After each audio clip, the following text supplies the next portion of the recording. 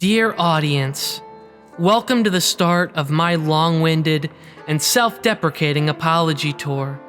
Yes, I don't want to admit it, but I have done many bad things currently outside of the Overton window. I am so sorry for saying the N-word, I'm so sorry for saying the F-word, and even the R-word. Trust me, I never meant the harm I caused. Guys, after all these years, I now have acquired empathy. Please forgive me for being big, meanie white male, and please, please, please allow me to exist. Now that these incel trolls have finally turned on me and my testosterone levels have hit a new low, I finally get it.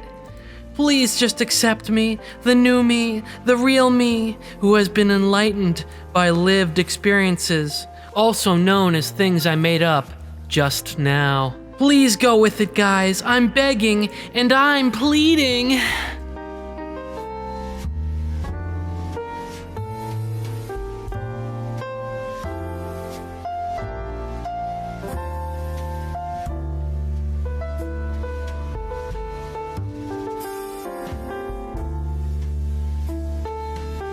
So guys, today we're doing another super serious video essay. Absolutely no irony past this point, only cold hard facts and logic here, guys.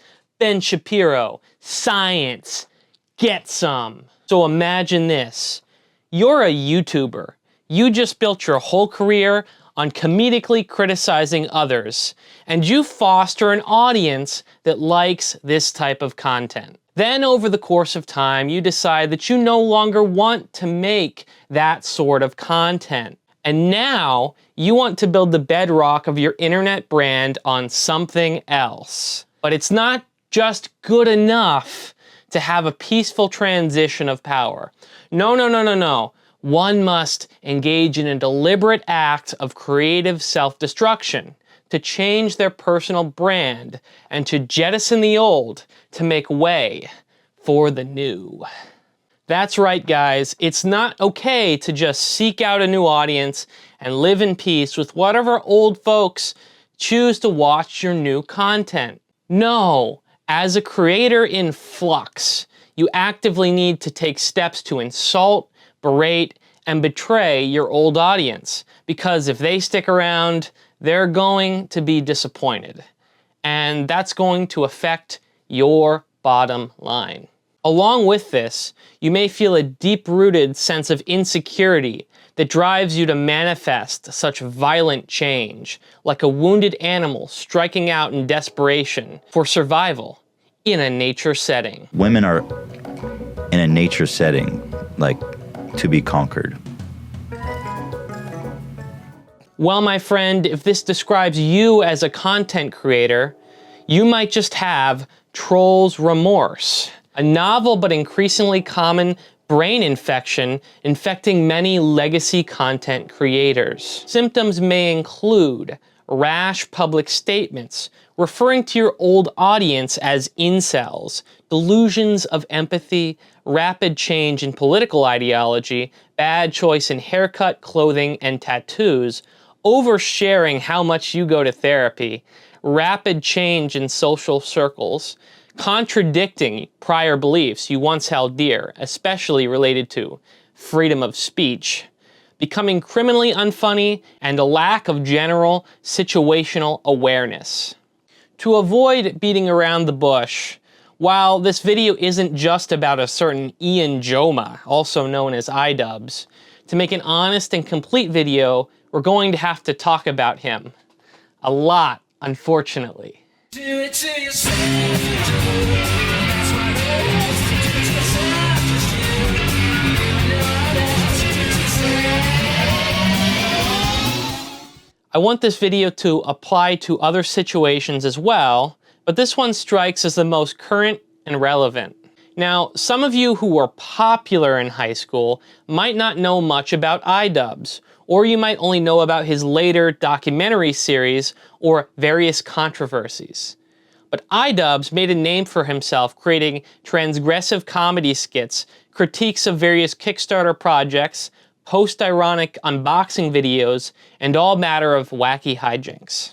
On YouTube, IDubbbz solidified his status within the YouTube comedy scene through collaborations with other edgy creators such as H3H3, Filthy Frank, Max Mofo, and Anything for Views. Now, arguably one member of this list, Ethan Klein of H3H3, also fell victim to trolls' remorse, but we'll get into how he seems to have gotten over this phase of his career later in the video. So while these former collaborators have gone on to separate paths, that doesn't necessarily mean they exhibit trolls' remorse.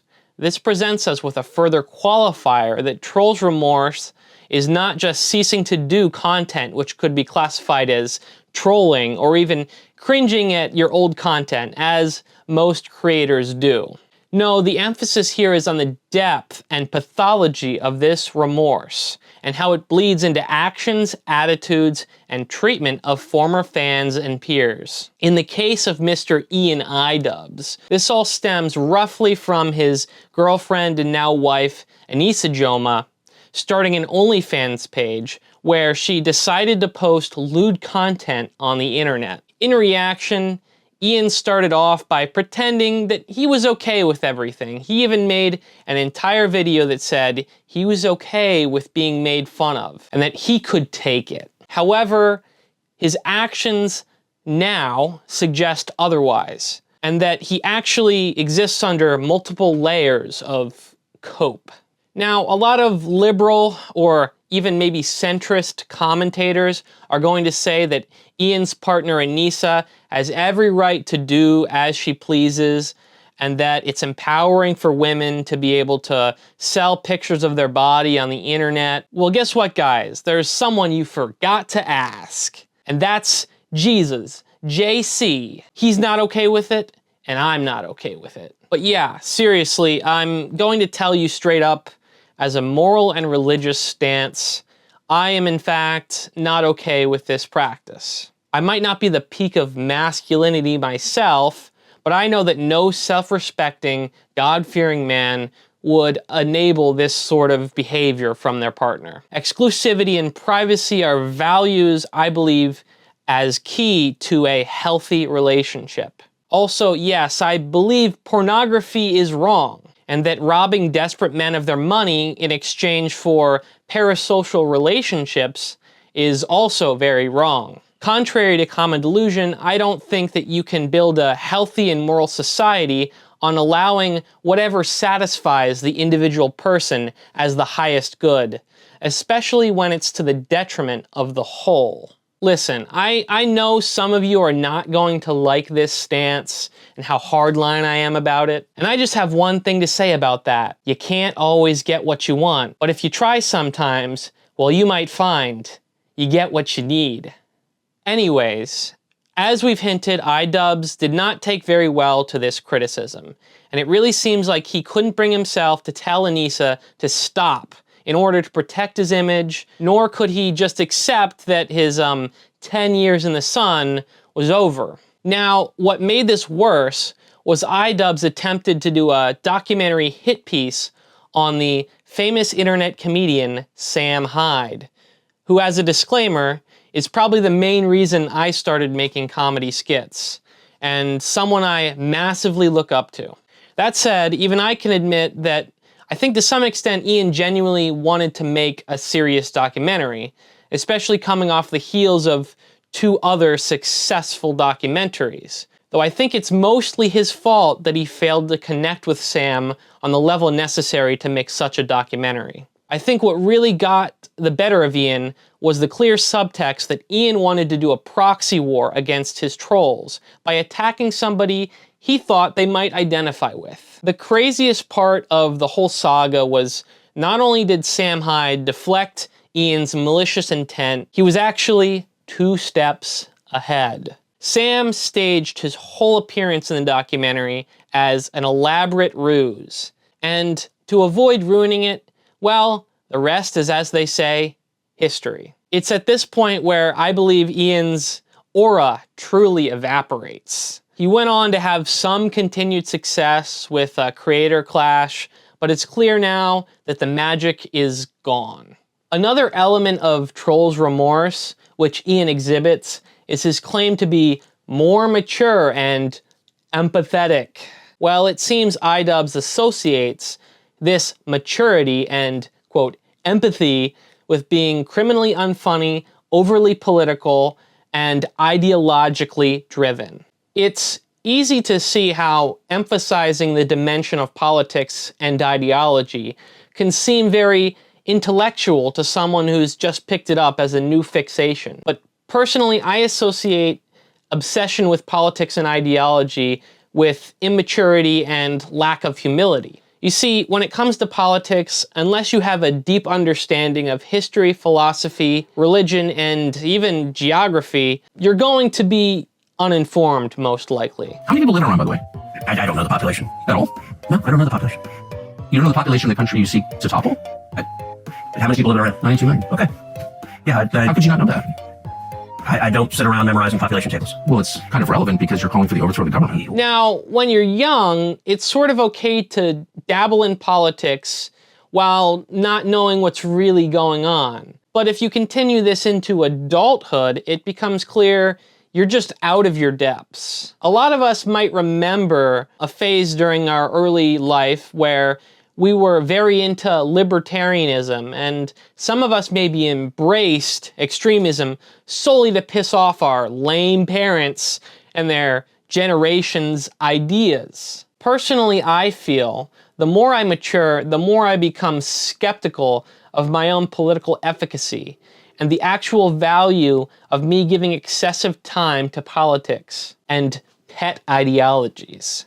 I find it's more important to focus on developing real connections with people and taking interest in the spiritual realities of our world, instead of seeking out this false belonging and superiority through ideology. To point out a creator who I actually believe has matured, I would point out Pewdiepie, who has turned his focus to starting a family, finding beauty in the simple things of life, and just taking a step back from the spotlight. In contrast, we see Ian desperately trying to leverage his newfound political friends to maintain his relevance beyond what seems to be a natural shelf life for him as a creator. I think to some extent IDubbbz, as many YouTubers do, cares desperately about maintaining his status in the spotlight at all costs, instead of fostering a mature mindset of accepting and learning from failure and understanding that from time to time the spotlight will pass, and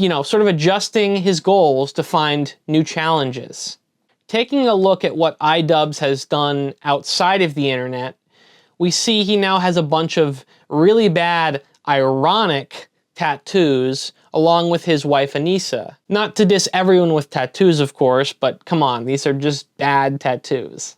They also did get married, congratulations to them for that, and this also came along with Ian Washburn, IDubbbz's, name before marriage, him taking on his wife's name to become Ian Jomha, in part because Anisa called Ian's former last name ugly, a really toxic thing to say. Now, you might not think that this whole last name thing matters, but it's just another aspect of Ian being the absolute submissive in the relationship, being ruled over by an overbearing Jezebel figure who takes every chance to publicly demean Ian. Yes, you can be a confident and strong woman, but Anisa clearly has toxic traits, probably from channeling trauma into both narcissism and manipulation. Now, maybe that's to be expected with the downfall of a King Ahab, who comes with a Jezebel who poisons his better judgment and hastens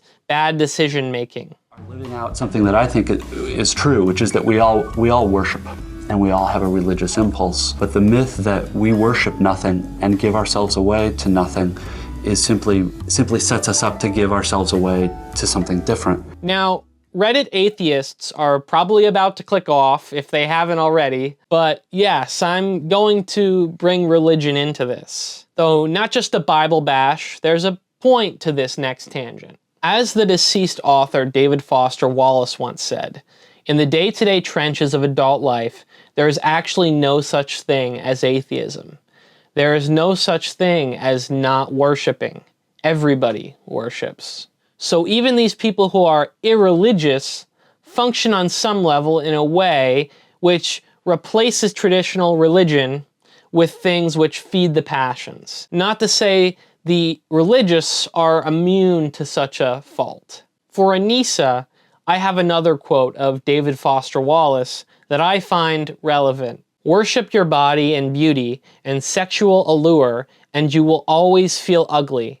And when time and age starts showing, you will die a million deaths before they finally plant you. So my issue with the OnlyFans isn't just some puritanical thing. It's deeply damaging to the human soul, and Ian enabling the behavior fundamentally falls short of his duty as her husband. Now, for Ian, I find that this final quote from David Foster Wallace is most relevant to him. Worship power, you will feel weak and afraid.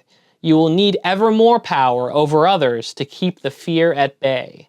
Worship your intellect, being seen as smart, you will end up feeling stupid, a fraud, always on the verge of being found out, and so on. You see, there is some level to which IDubbbz's downfall has its roots in perhaps his pride in defeating so many fellow YouTubers, and possibly all that power, fame, and influence has gone to his head, with a likelihood that all this time he thought himself so smart and superior, maybe it was inevitable that he would come to be seen as dumb, ignorant, and lowly. With this in mind, this being brought low by failure is perhaps not just a punishment, but actually a gift if Ian learns the error of his ways and gains not just sycophancy, but true, actual humility. As it is said in Isaiah chapter 2, the loftiness of man shall be brought down, and the haughtiness of men shall be brought low. So yeah, I think I've now thoroughly established how everyone is on a sort of spiritual journey towards either life or death, and once again, how even the unbelieving are not immune to religious impulse. So the context of religious values that most of us here in America and the Western world draw from is largely derived from Christianity in a broad sense of the word. And I believe that even agnostic morality owes much of its value structure to Christendom, where it hasn't yet devolved back into paganism, of course. However, Christian history has not been without its various errors and heresies which stray from the truth. Now, I'm not slamming Blessed St. Augustine here, but one of the biggest errors of Western Christianity is the whole Augustinian model of guilt and original sin, which in fairness developed in part after Augustine's repose. However, we can't ignore how Augustinian views have influenced the culture, even in ways which St. Augustine would most likely not approve of. We see now that the results of Augustinian guilt involve preoccupation with sin as debts to be paid off, and also with such corruptions as self-flagellation or indulgences. Now, this is also mapped on to how we treat public figures, such as content creators, and also how they treat themselves. You see, there is this expectation that public figures must lower themselves before the mob when they have done something in their past which makes them guilty of societal sin and of transgressing cancel culture. Even broadly apolitical people will find themselves dragged before self-fashioned neo-Marxist grand inquisitors to determine whether they get to continue existing peacefully on the internet or face the wrath of censorship or personal attacks, such as swatting. For a good example, see the incident of Child Protective Services being called on Ethan Klein, or the attacks Hassan Piker and his goon squad have levied on various content creators. To the other political extreme, it's my biased perspective that you have a lesser subset of people who have this same ethos. If anything, we see the more right-wing people embrace Christ is king, the more they are de-radicalizing in this sense. And they begin to follow more of a golden rule, within reason of course, that is fairness, not weakness.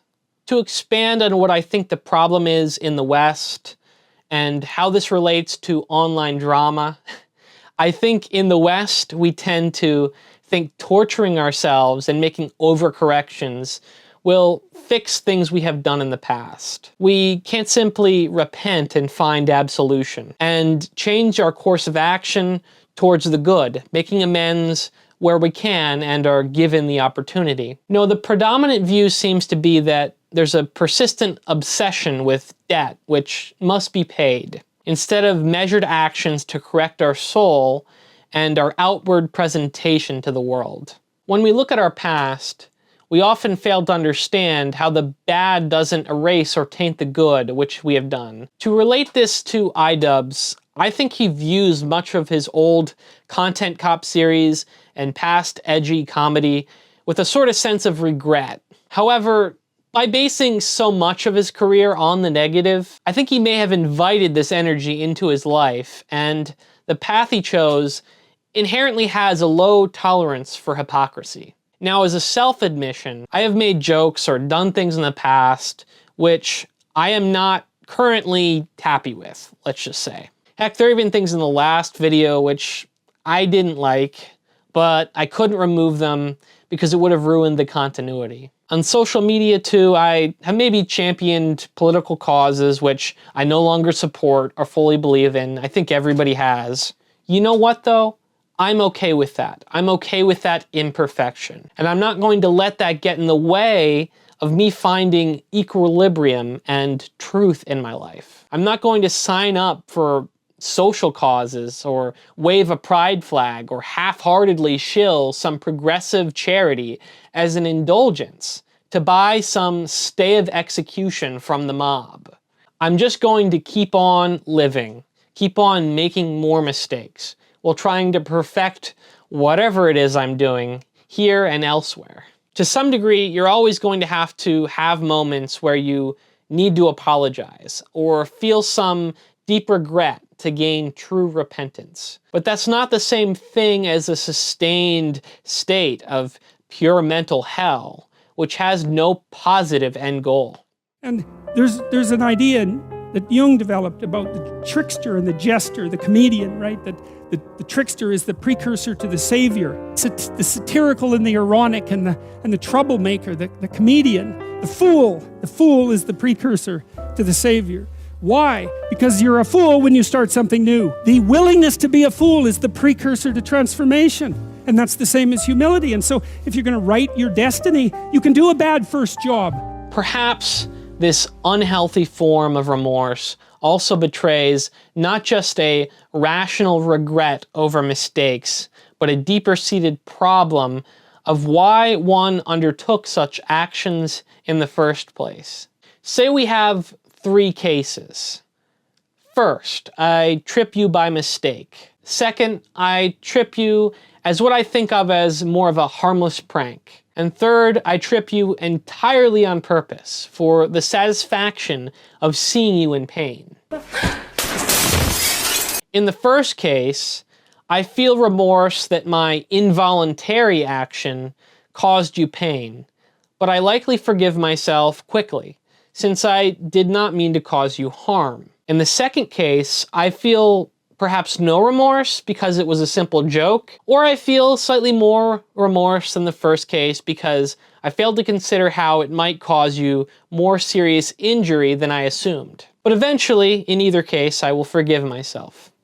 In that third case, I might be a psychopathic sadist and feel no guilt. But in the case that I only have a sadistic tendency, but have the ability of empathy, I will feel a great amount of guilt flow in once I realize what I've done. But worse yet, why I have done it. When I hear someone like IDubbbz say they have just recently gained empathy, what I am hearing is he certainly enjoyed and may still enjoy seeing other people in pain. But it seems that now his ideology and his views have changed so that he has to feel some excessive guilt over everything. However, luckily for Ian, there are people whom this doesn't apply to in his worldview, chiefly his political and ideological opponents. I assume that these opponents are more specifically just whoever Hassan Piker is beefing with at the moment. With all this said about Ian's shortcomings, past and present, there was a time when he carried out a vital role as a public servant of justice for the community. Also, Ian brought great laughs, beating down controversial internet figures with his club of justice, you might say. What if you learned, however, that this arbiter of justice just enjoyed hurting people, and he didn't really do it in service to the public, or he didn't do it for the enjoyment of his audience? That's not necessarily the sort of implication people want to hear, and it kind of reframes that performance as sort of a power trip. To cut to the chase, I think that creators like Ian IDubbbz sort of misunderstood or never fully embraced the true role of the satirist, the quote bully, or the Joker archetype to serve a greater social purpose. The righteous goal of someone in such a position should not be just to bring others low for merely the sake of self-pleasure or self-enrichment, but rather to serve out a vital social purpose which curbs antisocial tendencies, morally abject behavior, and objectively bad ideas. So what you're saying is bullies function as a sort of social watchdog. Exactly. While a comedian or a troll is not the same as a holy fool, some comedians may take on certain roles similar to one. The holy fool is given a mission from God that requires them to function in many ways which are not permissible for other members of society. But over time, it comes to be understood and accepted due to the intentions and function that they serve. A society which does not understand or have a place for such a person is not an example of a healthy society. And the degradation of people not understanding such roles shows that through means of brain rot, shortening attention spans, and general lack of nuance, we're actually starting to regress as a culture in this key area. Just because I'm saying Ian has lost the plot here, doesn't mean I think he or other victims of Trolls' Remorse never understood their role to begin with. I just think that pride can blind you to what role you serve in society and why people enjoy what you create. As a creator myself, pride is something I really struggle with because in my mind, I put a lot of work into these videos. Or whatever I create, be that music or design work. But ultimately, it's not about how much effort you put in. It's about whether you produce something of value in this paradigm we reside in. Of course, you can also get away with making low-effort crap and using clickbait and other methods to gain attention. But that will come with criticism in the comments. That's not to say every YouTube commenter will make a valid point. Of course, there's a lot of people who just aren't that smart out there, but when it's an entire community expressing disenchantment, there's definitely something you're doing that's wrong. I would recommend that he finds God. Yahweh. No, Jesus Christ, not some weird shit. The real one. Yeah. Now, how does one come out of Trolls' Remorse? And how do they find healing? Well, it's not simply paying some psychologist and going to therapy and calling it a day. Of course, there is the fact that you pay the therapist and they can make suggestions. But ultimately, you have to utilize free will to actualize change in your life. For example, in the show The Sopranos, Tony's time with his therapist ends abruptly when his therapist, Melfi, learns through a study that sociopaths may just use therapy to become better sociopaths. I don't know that this is entirely true, but there's certainly a truth to the fact that therapy does not present any sort of moral framework for healing your soul. Therapy also, unfortunately, isn't going to push Ian to become more of a man, because actual healthy masculinity is not exactly in vogue with most therapists. Ultimately, if therapy was the fix, Ian and Anisa would not be in this situation because they already went to therapy after the initial drama. And they only seem to have gotten worse as people, even if they're able to cope with it better. Certainly, I think the step of just disconnecting from the internet entirely and touching grass might be the most helpful first step. To some extent, I think Ian is doing this. However, if he wants to maintain an audience and not just go out someday and find a real job, he's going to have to fix his reputation on the internet. My main recommendation for Ian would be that he try to make content that's both interesting and engaging, but without solely basing it on drama. Now that's easier said than done because drama sells. And it's just easier than making content which people find themselves coming back to. Despite potentially ruining his career, this video did attract a larger fan base, even if many of those were hate watchers. The other problem with the recent series of IDubbbz Complain videos and other videos that IDubbbz has made that aren't related to drama is that they don't represent what he's capable of doing in the realms of film, acting, and sketch comedy. I think what Ian needs to look into are making videos that align more with either the comedy side and expanding his horizons there, or on the serious filmmaker side, he should try to make some more documentaries that aren't just shoddy hit pieces. Now, the amazing thing about the internet is actually how quickly people will forget your transgressions if you just make stuff that they want to watch. Personally, I know this is a hard pill to swallow because sometimes what you're doing just isn't good enough. It's not because the videos are poorly produced or that you don't have any talent. It's because you just aren't in the groove of exploring new things and improving as a creator. Once you make videos for a certain amount of time, you get set into habits. And these habits can make your videos stale and uninteresting. It's actually better to fail in a way that's interesting and crash out like an Andy Kaufman character than to get stuck into a routine that drives you into this repetitive over and over and over again until you die in obscurity. In one clip, Sam Hyde says that IDubbbz needs to find God, and specifically the Christian God, if it would be possible. Despite being somewhat of a joke, I actually think this could help, as it's pretty clear this guy doesn't have much meaning in his life. Or rather, his meaning is wrapped up in his online persona and his emotionally abusive wife, Anisa.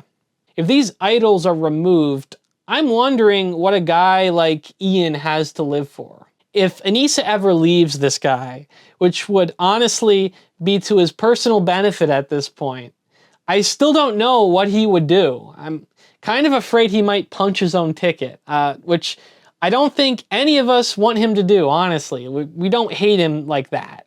Another thing is, if he was to stay with Anisa, I think they should do what a lot of other legacy content creators have done and just go out and start a family. I mean, you cannot tell me that this guy would even have the time to engage with this drama if he was a father. And who knows, maybe Anisa would turn a corner if she had someone else to treat as her son rather than Ian. I am afraid what she would do to that son, though. I'm not saying they would be perfect parents, but you really never know what would happen. For Ethan and Hila, it really seems to have made them more conscientious as people and to become, if anything, less politically engaged. Pewdiepie too, he's made lots of really cozy and comforting content around his family that shows he's transcended the squabbles of the internet community. So, guys, I hope you've enjoyed this treatise on Troll's Remorse and this sort of unfortunate tale of IDubbbz, the fallen Jester, the cop who honestly needs to turn in his badge for good at this point and leave the force. My ultimate goal with this video was not to make something about drama or to make another synopsis of all the events and recent controversies. No, there are plenty of other videos that give you that level of juicy detail, and I wouldn't be the first to do it, and I certainly would not be the best.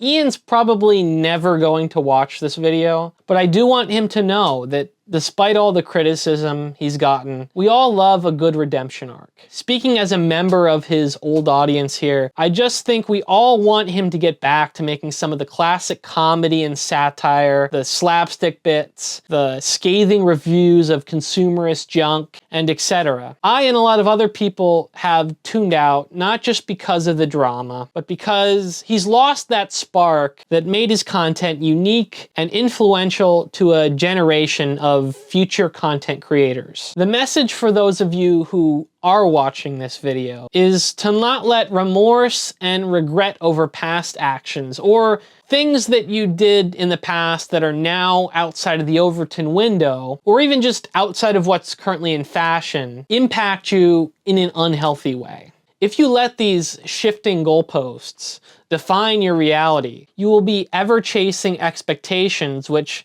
will round off your edges and remove your sense of personhood. Really, that's the ultimate goal of the sort of the censorship and the things that have been done to this community. It's just like Orwell has said in 1984. Yesterday, we were at war with Eurasia and allied with East Asia. And now we're allied with Eurasia and at war with East Asia. So you can't make yourself the victim of this ever-changing flux of what the mob or, politicians or the media dictates. So if you haven't already, you need to find a deeper connection with some sort of higher value system. For me, that can only be from Christ and can only be from the reliable and unshaking Orthodox Church, which holds strong and ancient truths. Once again, this isn't a Bible-thumping sales pitch here. I'm just sharing my perspective on the matter,